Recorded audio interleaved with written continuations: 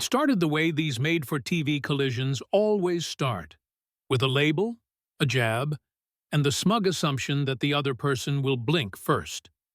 In the version of this story that ricocheted around political circles afterward, Ilhan Omar didn't just criticize Bongino, she tried to tag him in one quick phrase and move on. She used language that sounded like it belonged more on a hot take thread than on a Sunday set. Something along the lines of calling him a fascist bootlicker while the cameras were rolling. And the instant it left her mouth, you could feel the air change, like someone had slammed a door in a quiet hallway. Because when you say something like that to someone who's built a brand on confrontation, you're not ending an argument. You're ringing the bell. To be clear, what follows is a dramatized retelling of how people described that hour, stitched from the kinds of claims, clips, and secondhand summaries that always pile up after a viral segment. It's not a court transcript, it's not a sworn record, and it's definitely not a verdict on anyone's life. But it captures the shape of a political moment that, real or exaggerated, felt believable to a lot of viewers for one reason. It showed what happens when one side comes in expecting a performance, and the other side comes in treating it like cross-examination. And in modern American politics, that difference can swallow a career for a weekend, even if the underlying facts stay contested for years. CBS promoted it like a prestige matchup: immigration, identity, and national security, framed as the debate America needs. The set design did what these shows always do, with the cool lighting, the polished wood, and the chairs angled just enough to suggest conversation, while quietly preparing for conflict. The audience was small but loud, the kind of curated mix of conservatives, liberals, and independents that producers swear is balanced and everybody else swears is rigged. You could spot the statement hats, you could spot the solidarity symbols, and you could spot plenty of people who just wanted a front-row seat for the mess. Even before anyone spoke, the room felt less like a policy forum and more like a powder keg being politely introduced. Backstage, the contrast, at least as insiders later described it, was almost too on the nose. Omar's side moved like a comms unit, checking lines, anticipating headlines, rehearsing pivots, treating each camera angle like a potential escape route. There were assistants, advisors, and at least one person who looked like their full-time job was saying, "No, don't say that. Say this," with a fixed smile. Bongino, in the popular telling, sat alone with notes and a device, calm in the way people get when they believe they've already won the argument on paper. That image became part of the mythology. One side managing narrative, the other side managing documents. Margaret Brennan, the moderator, was caught in the middle of it, which is where moderators always end up when the booking producers win the internal fight. You could practically read the thought on her face. I signed up to discuss policy, not to referee a grudge match. The job of the moderator in these moments is to be the adult in the room, but the adult rarely gets the ratings. And if you've watched enough of these segments, you know the pattern. The opening is supposed to set tone, and the first interruption sets the actual tone. By the time Brennan sat down and adjusted her papers, the tone was already gone. Omar walked out first, poised, camera ready, dressed with the kind of intentionality politicians have mastered. The look said, serious, the smile said, approachable, and the pacing said, I've done this 1,000 times. She greeted the audience like a person who understands that half the room is a hostile jury, and the other half is a cheering section that wants a headline. Bongino came out next to louder applause than some people expected, and the reaction itself became a subplot of the night.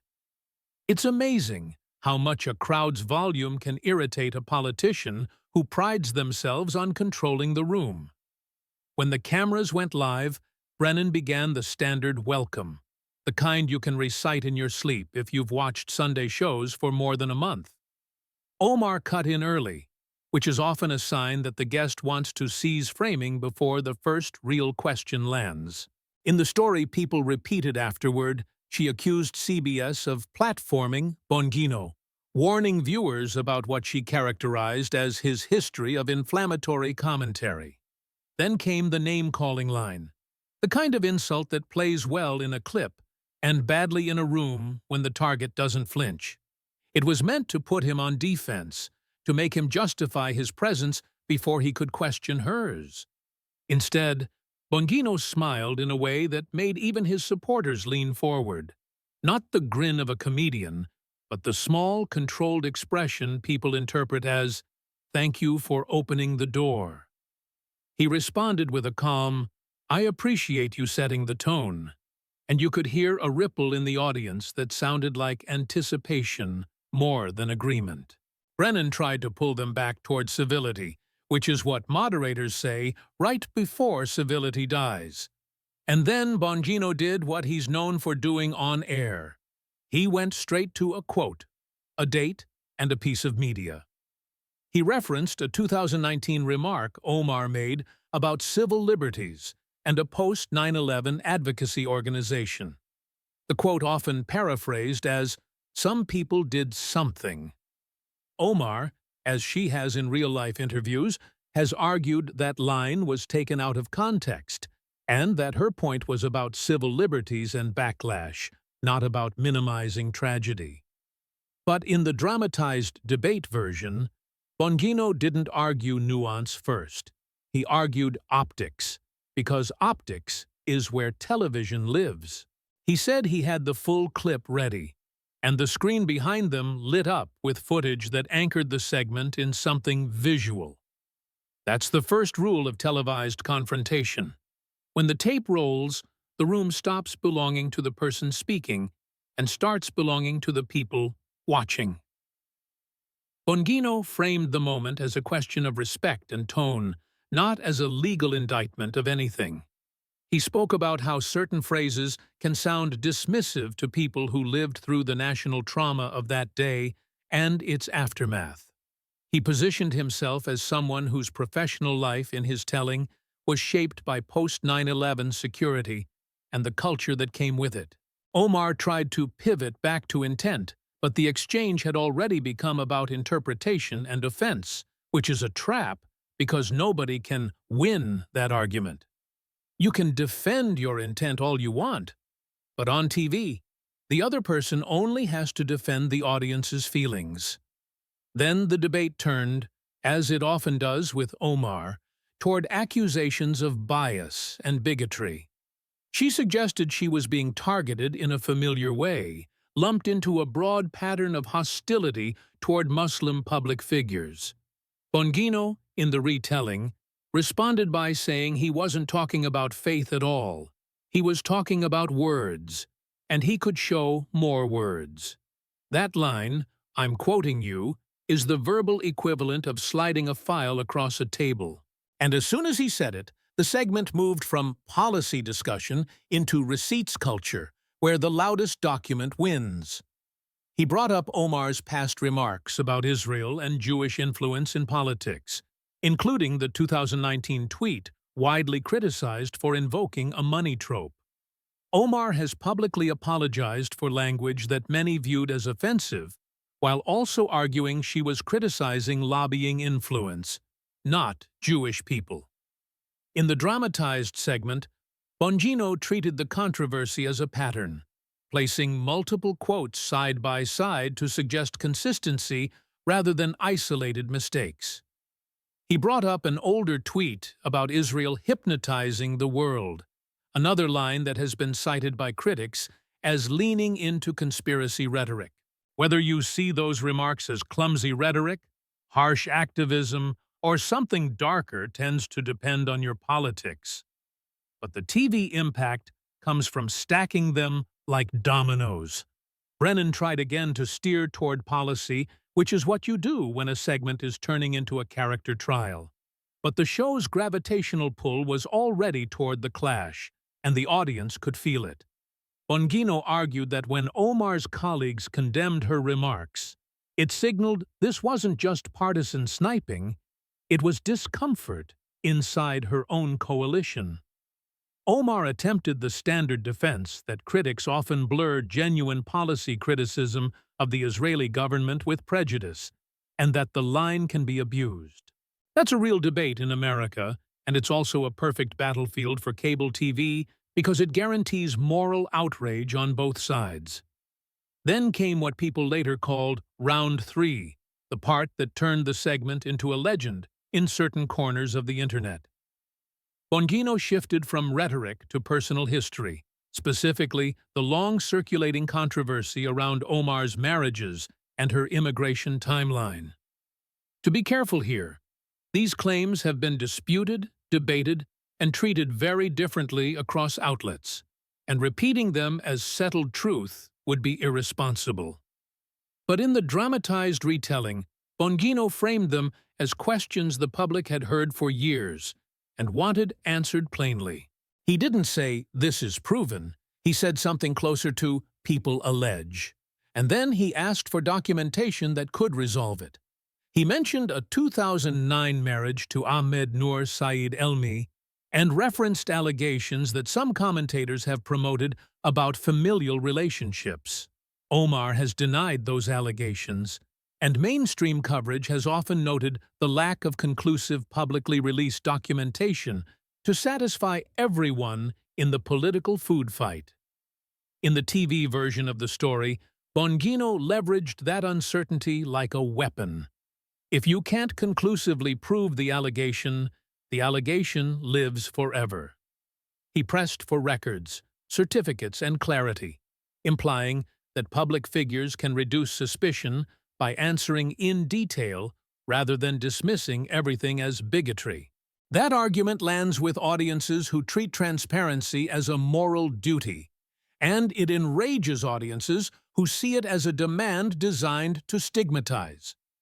Omar appealed to Brennan, as many guests do, asking if the moderator would rein in what she framed as personal smears. Brennan looked like someone trying to stop a car that has already rolled downhill, because in live TV you can't unring the bell.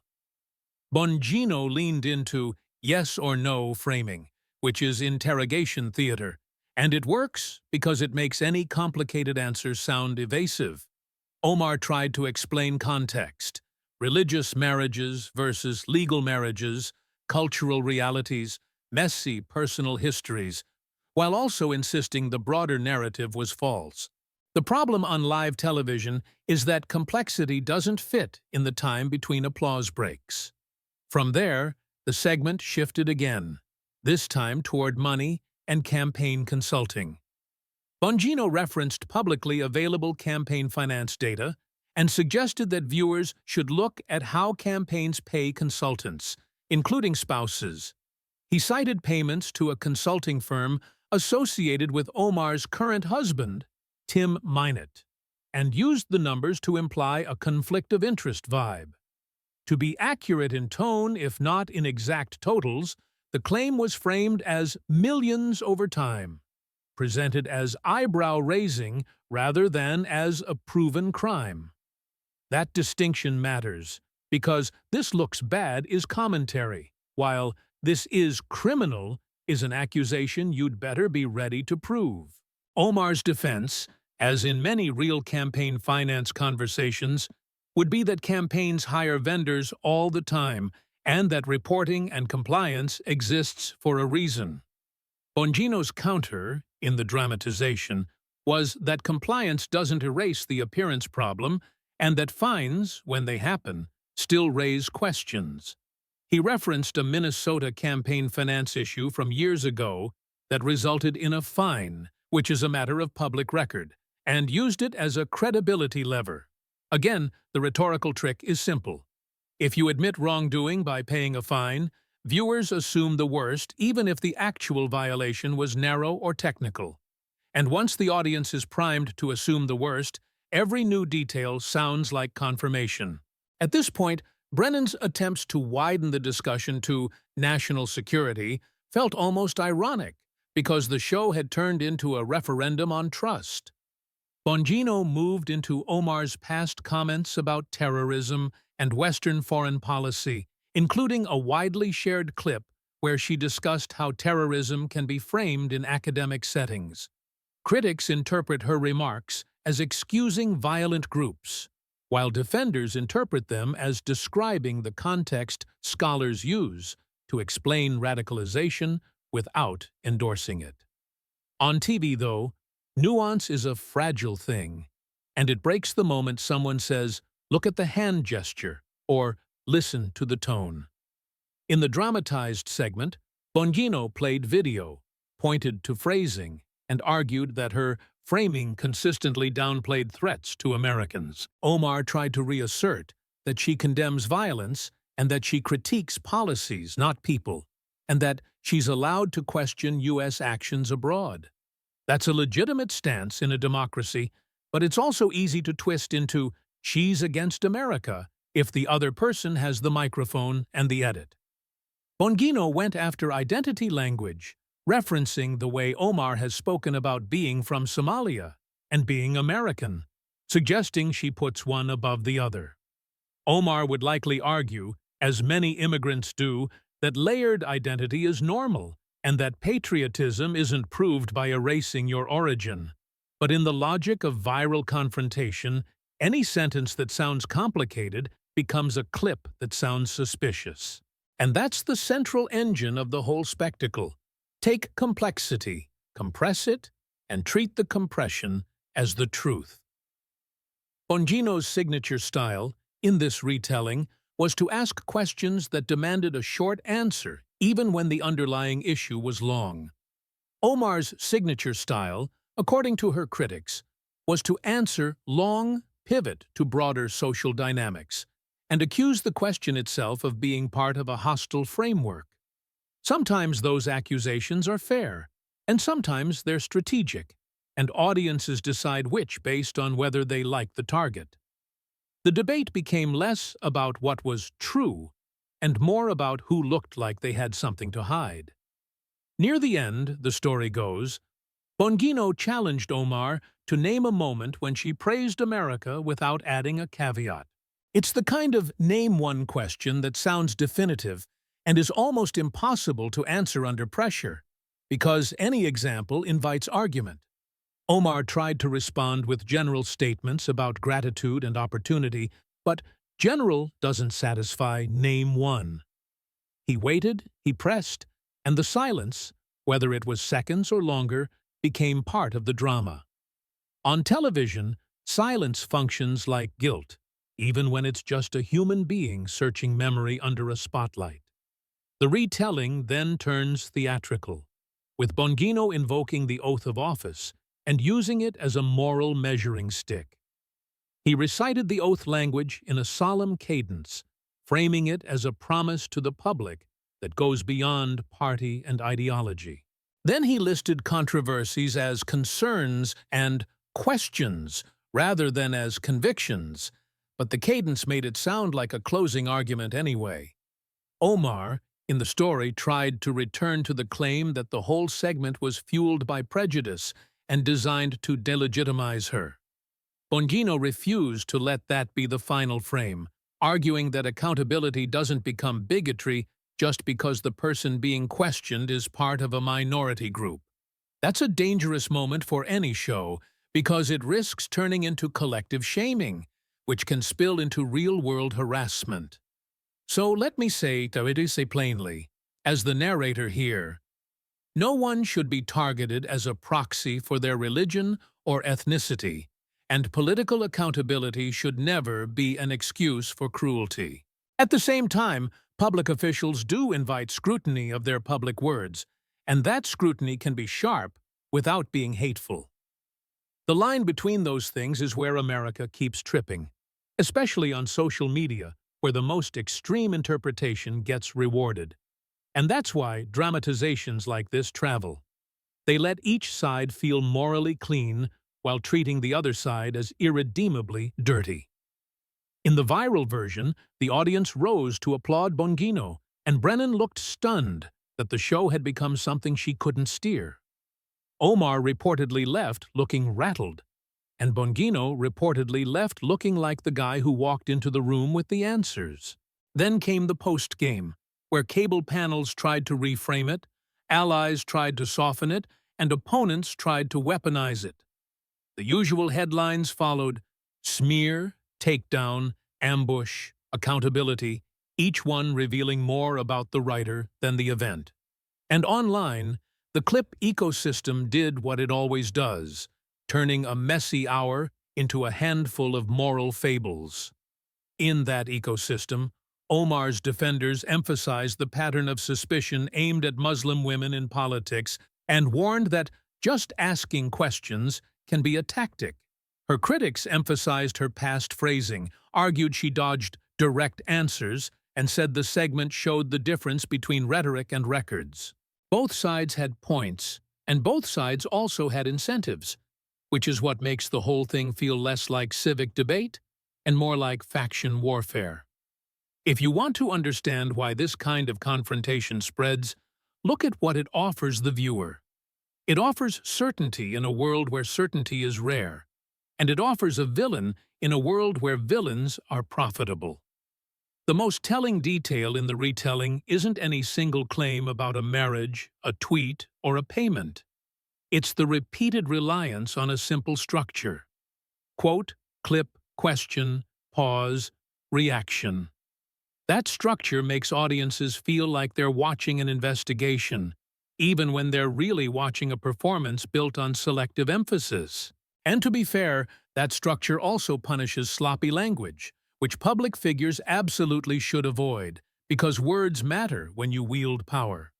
The hard part is remembering that words matter doesn't automatically mean the worst interpretation is correct. So what are we supposed to take from this if we're not trying to convict anyone in the court of public opinion?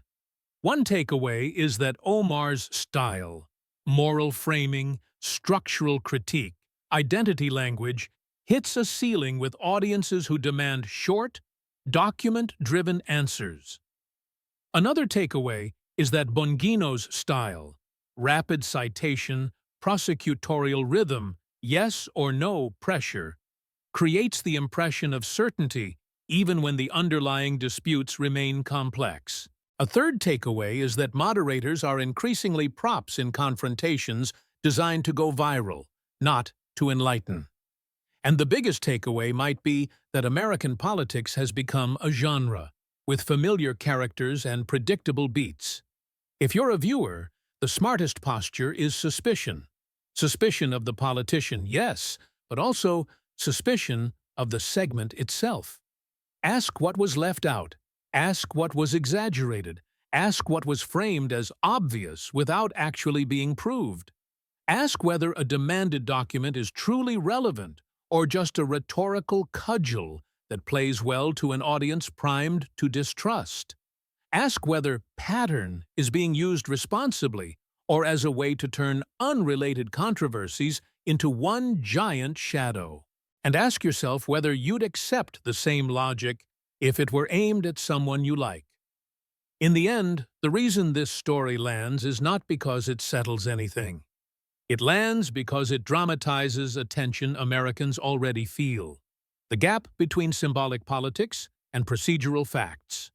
It lands because it treats politics like accountability theater, which feels satisfying in an era when accountability often feels absent. It lands because it gives each side a simple moral: either she was targeted or she was exposed, with no room for "it's complicated." And it lands because, whether you love Ilhan Omar or can't stand her, everyone knows that one bad hour on live television can become 1,000 hours of consequences. But here's the part that never makes it into the viral clip packages, because it doesn't fit the winner versus loser template that people crave. The morning after, the debate didn't feel like a clean finish line. It felt like a starting gun. Staffers in both parties weren't debating policy points. They were debating risk. Producers weren't asking, "What did we learn?" They were asking, "What's the next booking that can do those numbers?" And viewers weren't sitting around with pocket constitutions deciding what civic virtue looks like.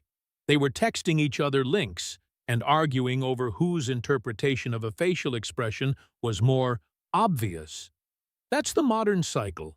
You don't watch the event, you watch the reaction to the event, and then you watch the reaction to the reaction until nobody remembers what was actually said, only what it supposedly proved. Omar's camp, in the dramatized aftermath, went into what you might call damage control mode, but in public-facing terms it looked like reframing.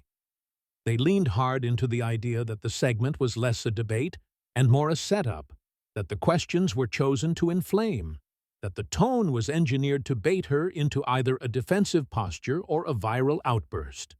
Was that true? Maybe, in part. Television is a business, and conflict is the product. But it also raises another uncomfortable question. If you know the incentives of TV, why walk into the studio expecting it to behave like a seminar? Was the decision to show up a sign of confidence or a sign of overconfidence? And if you're a public figure who says you thrive under scrutiny, what does it mean when your team's primary response is to call the scrutiny illegitimate? Bongino's camp, if you can call it a camp when a lot of it is just an audience that already likes him, did the opposite. They didn't frame it as conflict. They framed it as clarity. They talked about preparation like it was morality. They pointed to clips and numbers like they were verdicts. They treated the moderator's loss of control as proof that real talk had finally broken through the media's polite gatekeeping. And again, maybe some of that is fair, at least in the narrow sense that a prepared interrogator will usually beat a politician trained for sound bites. But here's the question nobody likes to ask. When people cheer receipts, do they mean truth or do they mean ammo? Are we rewarding careful documentation or just rewarding whoever can stack screenshots in the most devastating order? Because documentation, in the hands of a performer, can become a weapon that suggests more than it proves. A fine becomes a confession, even when it's not. A controversial remark becomes a worldview, even when it's a clumsy phrase in a long career. A disputed personal allegation becomes a permanent fog, even when the person accused denies it and the public never gets the clean, satisfying resolution it wants. This is how modern scandal works. You don't need a definitive conclusion if you can keep the question alive. And the most powerful political question is always the same one, no matter how it's dressed up. What are you hiding? Once that question sticks, everything becomes evidence, including silence, including emotion, including the lack of a perfect sentence under pressure. If you want to see how fast that stickiness spreads, watch the internal behavior of politicians after a moment like this. The next week, lawmakers don't suddenly become philosophers. They become risk managers. The most ambitious ones start avoiding live formats where they can't control the edit. The most cautious ones start carrying binders, not because binders are holy, but because binders signal competence. The most cynical ones start copying the style without the substance.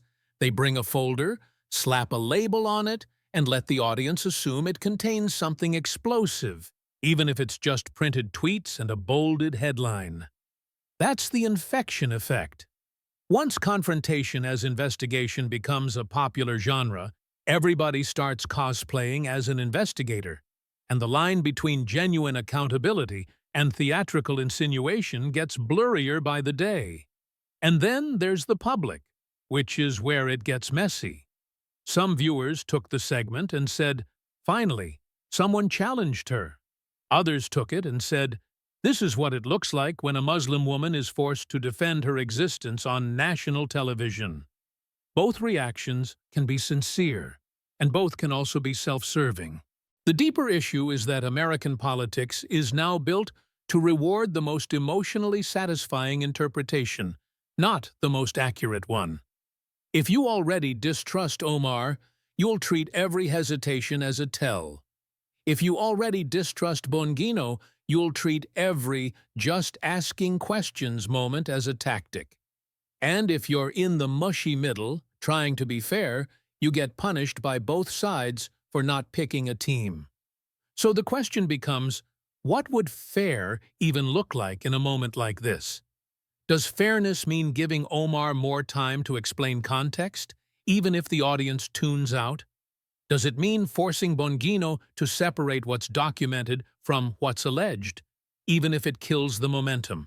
Does it mean the moderator should cut off both of them the second it turns personal, even if the show's premise was basically, watch this get personal? And if you're CBS, do you care about any of that when your executives are looking at the overnight numbers and whispering, we need another one? In the dramatized telling, the segment didn't end with policy. It ended with vibes, one side looking composed, the other side looking cornered. But vibes don't govern a country. They govern a news cycle. And news cycles are where reputations are made and broken, often without the nuisance of complete information. That's why moments like this linger.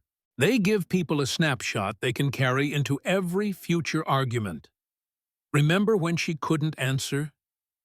Remember when he pulled the clip? Remember how the crowd reacted?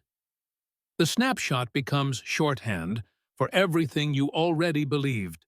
And the real complexity, the part where humans are inconsistent, where language is messy, where public records can be interpreted in multiple ways, gets shoved off stage. If you're looking for the next chapter in this kind of story, it's rarely a dramatic confession or a cinematic downfall. It's quieter. It's scheduling changes. It's fewer live hits. It's interviews that suddenly become pre-taped. It's staffers insisting on written questions in advance. It's allies showing up with softer talking points and fewer specifics. It's opponents repeating the same open question until it hardens into conventional wisdom. And it's a public that, whether they admit it or not, starts treating politics the way they treat reality TV. Who looked strong? Who looked weak? Who got caught? Who escaped? And here's the final uncomfortable thought that sits underneath all of this. Even if you strip away the personalities, Ilhan Omar and Dan Bongino, the structure remains. America is addicted to the spectacle of accountability, but allergic to the work of accountability. The spectacle is easy. Clips, gotchas, applause, trending phrases, smug certainty. The work is hard. Slow investigations, boring paperwork, nuanced explanations, and outcomes that rarely satisfy everyone. When we confuse the spectacle for the work, we end up in a country where everyone feels like they're winning debates online, while nothing actually gets resolved in the real world. So ask yourself, honestly, what did you actually want out of that hour? Did you want Omar to be embarrassed? Or did you want clarity? Did you want Bongino to win? Or did you want the public record to be cleaner? Did you want a conversation about policy? Or did you want a cultural trial about belonging and loyalty? And if you got what you wanted, whatever it was, are you sure you'd like the same rules applied to your side next time? When the folder comes out, the clip rolls, and the room decides that a pause means guilt.